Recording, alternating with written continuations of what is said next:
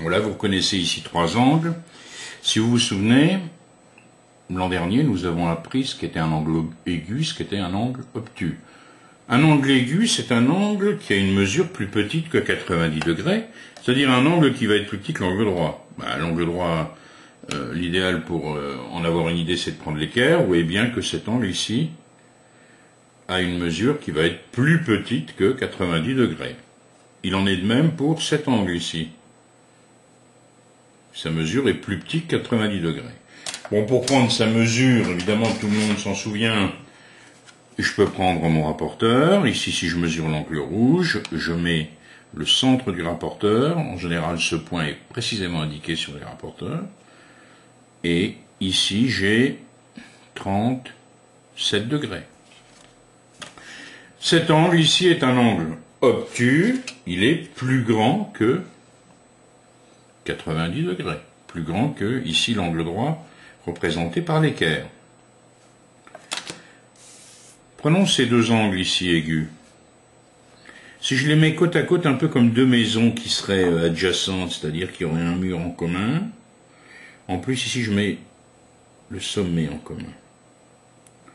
J'ai devant moi deux angles qui sont à ce moment-là adjacents.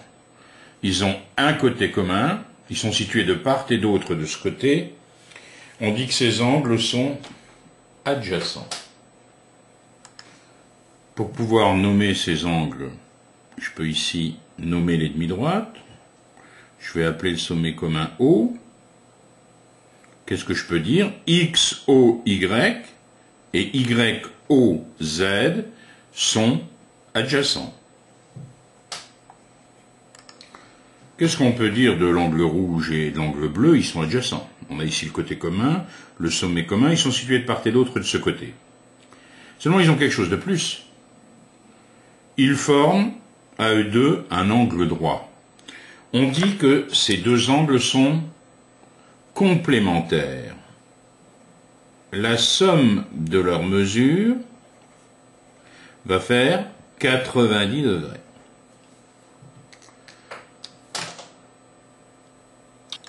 Mais si je sépare les deux angles, comme ceci, ça ne change rien.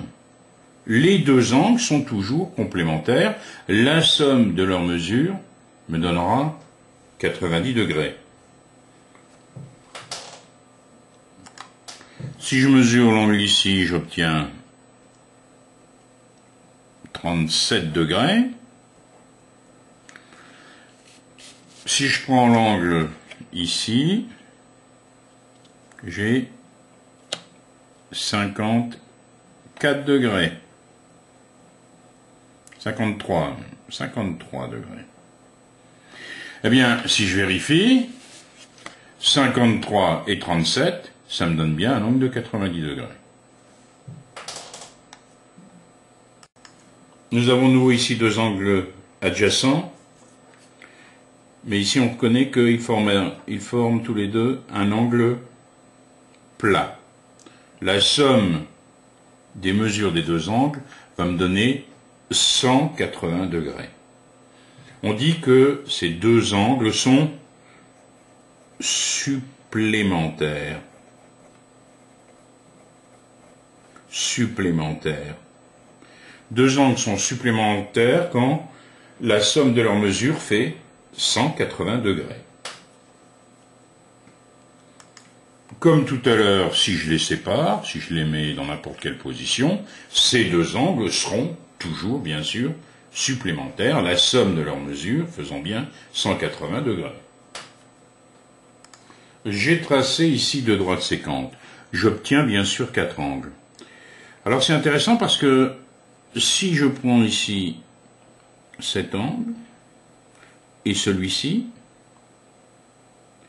bien ces deux angles ont des côtés qui sont les prolongements l'un de l'autre. Ici, si je prends la droite XY, ici je vais l'appeler ZT. On va appeler par exemple ce point d'intersection des deux droites, je vais l'appeler A. Eh bien, ces deux angles, ici, on dit qu'ils sont opposés par le sommet. Et ils ont la même mesure. Je mets un petit codage pour montrer qu'ils ont la même mesure. Deux angles opposés par le sommet. Alors évidemment, ici j'ai deux angles opposés par les sommets. Ici, j'ai également deux angles, qui sont obtus d'ailleurs, opposés par le sommet.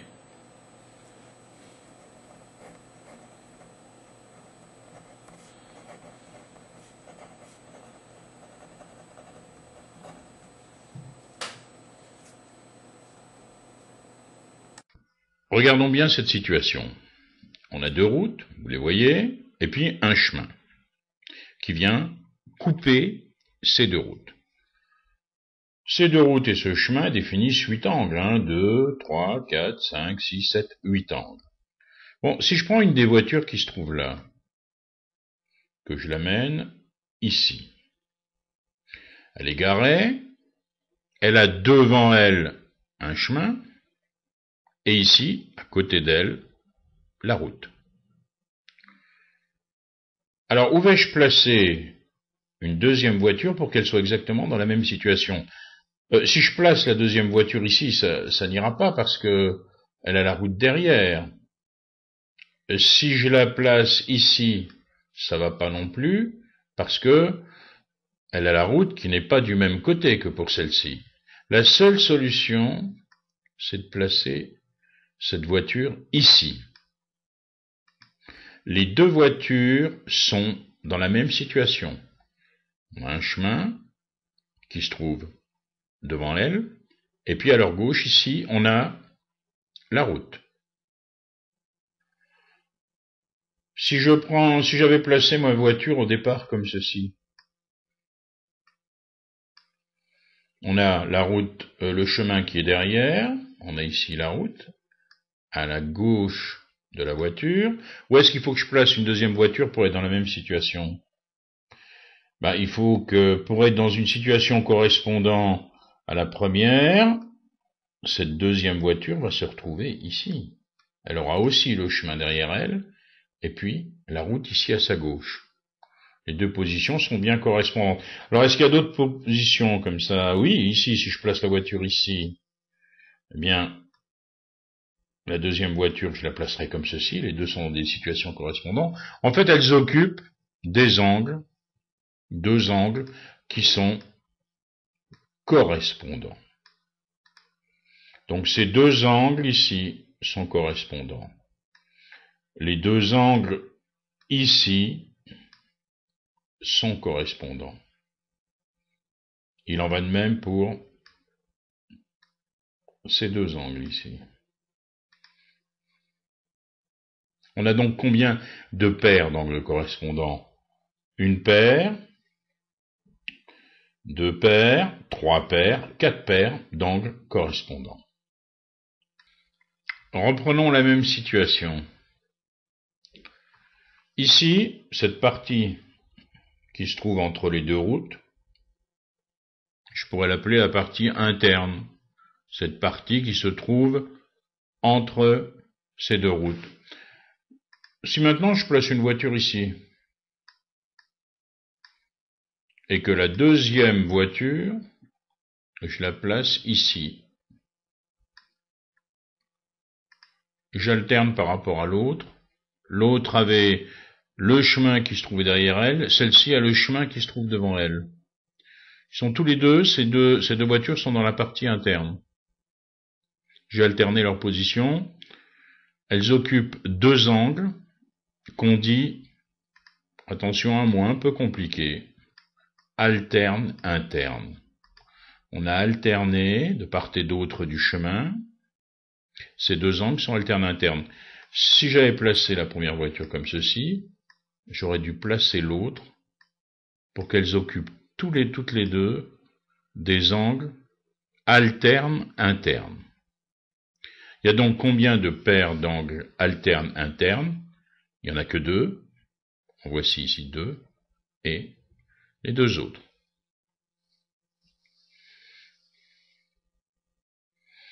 Oublions les routes et les chemins. On va les symboliser par des droites. On a ici deux droites, des 1 et des 2, qui correspondaient aux routes. Et puis, une droite sécante qui vient couper les droites des 1 et des 2. si je prends cet angle ici, vous le voyez, alors où vais-je placer mon symbole pour avoir l'angle correspondant à celui-ci? Il faut que je le place à un endroit où on est dans la même situation. Eh bien, je le place ici. Les deux angles sont correspondants. Ils sont exactement dans la même situation. Pensez aux voitures de tout à l'heure. Hein, on a à chaque fois ici D1 et D, ici D2 et D, placés de la même façon. Si je prends maintenant cet angle, réfléchissons. Je voudrais placer l'angle correspondant à cet angle. Il faut qu'il soit dans la même situation. Je vais le placer ici.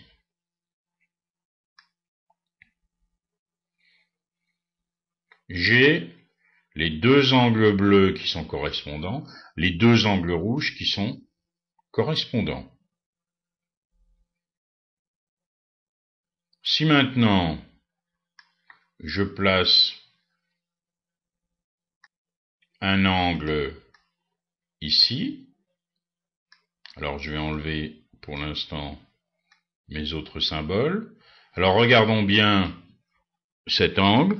Pour trouver l'angle correspondant, je vais placer mon symbole ici. Les deux angles sont correspondants. Je veux maintenant placer deux angles alternes internes.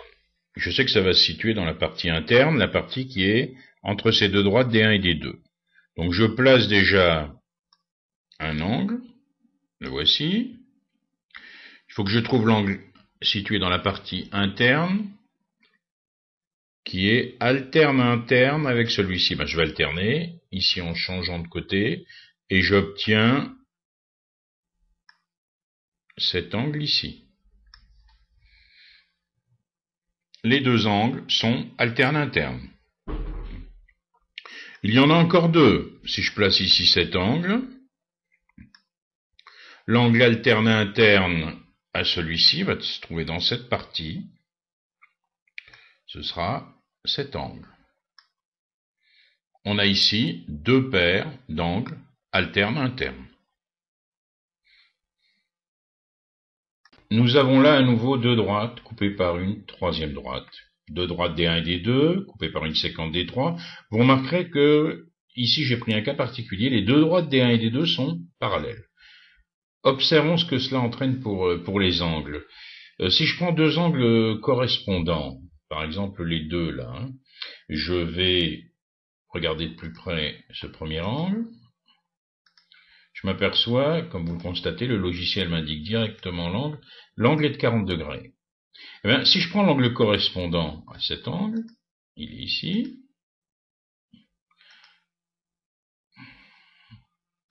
Le voici. Vous constatez que la mesure de l'angle est la même. Deux angles correspondants ont la même mesure. On pourrait le vérifier, par exemple, en prenant ici cet angle, qui fait 140 degrés. Eh bien, cet angle, si je prends l'angle correspondant, je trouve, le voici, cet angle correspondant, attention, je trouve bien sûr un angle de même mesure. Donc, deux angles correspondants ont la même mesure. Observons maintenant deux angles alterne-internes. Voici un angle. Ici, on trouve 140 degrés. Et si je prends l'angle alterne-interne ici, on trouve également 140 degrés. Les deux angles alterne-internes, définis par les deux droites D1 et D2 parallèles et la séquente D3, ces deux angles alterne-internes ont la même mesure. Si on a deux droites parallèles coupées par une séquente, les angles alterne-internes sont égaux. Les angles correspondants également. J'ai ici tracé un triangle. J'ai bien sûr trois angles. Un angle ici, un angle qui se trouve ici, et puis bien sûr ce troisième angle. Alors une chose intéressante, traçons la parallèle ici à ce côté, la parallèle passant par le sommet ici. Bien, si vous regardez bien, cette situation, elle va vous rappeler quelque chose. Qu'est-ce qu'elle nous rappelle, cette situation? Elle nous rappelle deux droites parallèles qui seraient coupées par une ou plusieurs séquentes.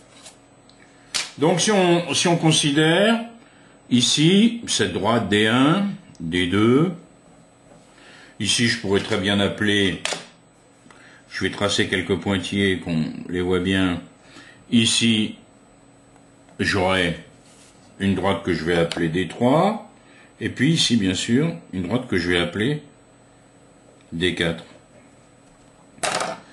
D3 ici, et puis D4 qui se trouve ici.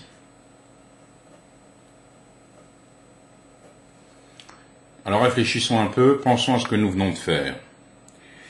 Si je considère les deux droites D1 et D2 et la séquente D4. Alors oubliez D3. Si vous regardez ici, deux routes, un chemin. On a ici un angle, le voici. Eh bien cet angle ici, il est alterne avec celui-là, par rapport aux droites D1 et D2 et à la séquente D4.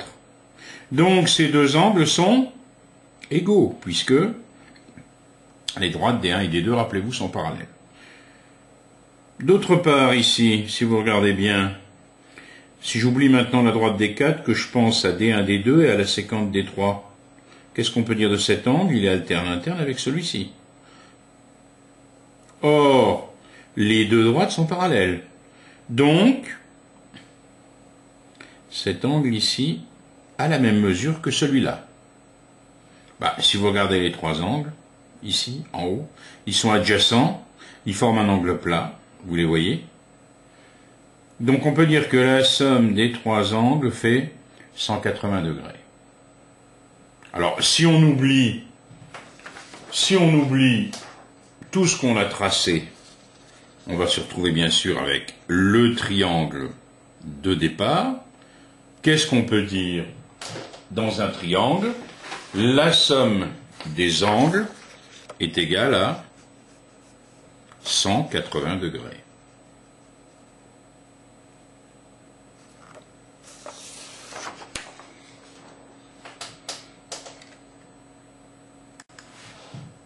Utilisons ce qu'on vient de voir. Si vous avez un triangle rectangle qui a un angle droit ici, puisque la somme des angles doit faire 180 degrés, forcément la somme de ces deux angles doit être de 90 degrés, puisqu'on sait que l'angle droit a une mesure de 90 degrés.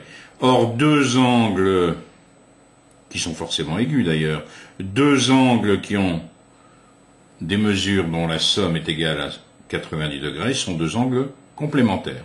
Donc dans un triangle rectangle, il y a deux angles complémentaires. J'ai tracé ici un triangle équilatéral, il a trois côtés de même longueur, et il a trois angles égaux. Eh bien, puisque je sais que la somme de tous les angles doit faire 180 degrés, 180 divisé par 3, chaque angle d'un triangle équilatéral a 60 degrés. J'ai ici un triangle qui est un triangle rectangle et qui a deux côtés égaux.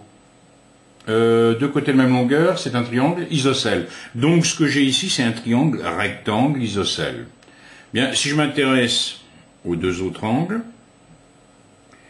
je sais que leur somme doit faire 90 degrés, mais je sais aussi qu'ils doivent être égaux, puisque j'ai un triangle isocèle. La base du triangle isocèle étant ce côté. Donc je sais que les deux autres angles font 45 degrés dans le cas du triangle rectangle isocèle. Deux angles adjacents sont deux angles qui ont le même sommet, qui ont un côté en commun et qui sont bien situés de part et d'autre de ce côté commun. On peut donc dire que A au B, B au C sont deux angles adjacents. Deux angles sont complémentaires quand la somme de leurs mesures est égale à 90 degrés. Si je prends ici l'angle XOY et l'angle ZAT, ces deux angles sont complémentaires. Leur somme, 37 plus 53, est égale à 90 degrés. Si je rapproche ces deux angles pour les mettre en situation d'être adjacents, j'obtiens bien sûr l'angle droit. Deux angles seront supplémentaires quand la somme de leurs angles est égale à 180 degrés. Évidemment, si je rapproche ces deux angles pour avoir deux angles adjacents, j'obtiens l'angle plat qui fait, comme chacun sait, 180 degrés.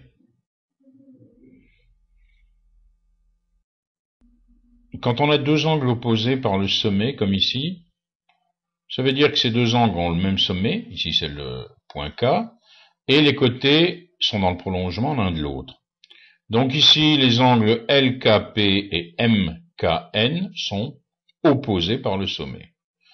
Il est à noter que si on a deux angles opposés par le sommet, on en a forcément deux autres. C'est-à-dire que si je prends les angles LKM et PKN, eux aussi sont opposés par le sommet. Pour pouvoir parler d'angles alterne-interne, il me faut deux droites, D1 et D2, qui soient coupées par une séquente D.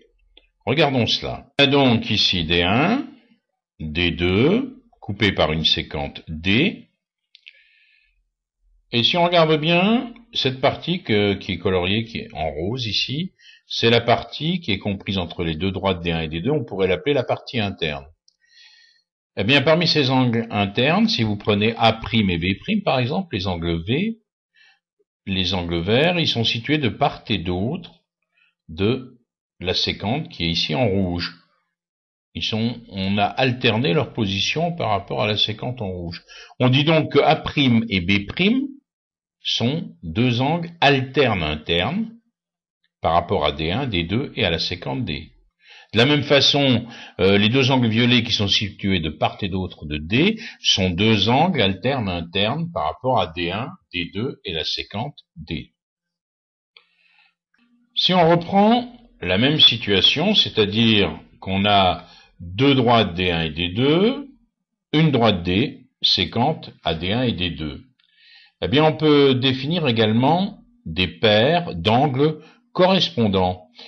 Si vous regardez ici, par exemple, l'angle gris, vous avez une droite rouge à sa gauche, en quelque sorte, et puis en dessous, la droite D1. Eh bien, pour retrouver un angle qui soit exactement dans la même situation, il faut que je prenne ici cet angle B1. Dans les deux cas, on a à gauche la droite D, et puis en dessous, en quelque sorte, une droite. Ici c'est D2, ici c'est D1. Si je prends l'angle qui est bleu A2, vous voyez, pour trouver un angle dans la même situation que D2, qui lui correspondent, c'est celui-ci. A2 et B2 sont correspondants. De la même manière, on dirait que A3 et B3 sont correspondants. A4 et B4 également. Alors, si les droites D1 et D2, qu'on avait tout à l'heure, sont parallèles, à ce moment-là, les angles alternes-internes ou les angles correspondants qu'on peut définir sont égaux. Exemple, ici, A1 et B1 sont deux angles de même mesure. Ce sont deux angles correspondants, et comme D1 est parallèle à D2, ces deux angles, je peux dire qu'ils sont égaux. Si je prends A2 et B2, ces deux angles alternes-internes, ils sont égaux car les deux droites D1 et D2 sont parallèles. Je peux énoncer les propriétés dans le sens inverse, c'est-à-dire prendre les réciproques des propriétés précédentes. Si j'ai deux droites coupées par une séquente qui forment deux angles alternes internes qui ont la même mesure, à ce moment-là, je suis sûr que les deux droites de départ sont parallèles. De la même façon, si j'ai deux droites ici, une sécante que vous voyez ici en rouge, et que j'ai deux angles correspondants qui sont égaux, je suis sûr que mes deux droites sont parallèles. La somme des angles d'un triangle est égale à 180 degrés. Quel que soit le triangle que vous considérez, la somme des angles fait 180 degrés. Alors cette propriété peut expliquer certaines propriétés de triangles particuliers. Si vous prenez un triangle équilatéral, il a trois côtés égaux, on sait qu'il a trois angles de même mesure. Comme la somme des angles fait 180 degrés, forcément chaque angle fait 60 degrés. Si vous prenez un triangle rectangle, vous avez forcément un angle droit, puisque la somme des trois angles doit faire 180 degrés, c'est que la somme de A et B ici doit faire 90 degrés. Donc cela veut dire que A et B sont complémentaires. Enfin, si vous avez un triangle qui est en même temps isocèle, donc il a deux côtés égaux, et qui est en même temps rectangle, vous savez que vous avez un angle de 90 degrés puisqu'il est rectangle, et vous savez que comme le triangle est isocèle, les deux angles à la base sont égaux. Mais comme les deux angles à la base, ils doivent être complémentaires, d'après ce que nous avons vu juste avant, on peut donc dire que les angles à la base d'un tel triangle sont forcément égaux à 45 degrés.